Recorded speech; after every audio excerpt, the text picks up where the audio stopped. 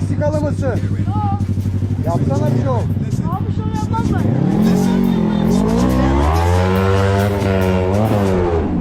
Çekiyor mu abi? Çek abi çek.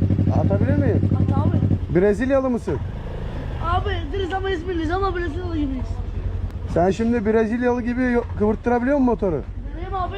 Ha, yaş kaç? 14. Tamam hadi.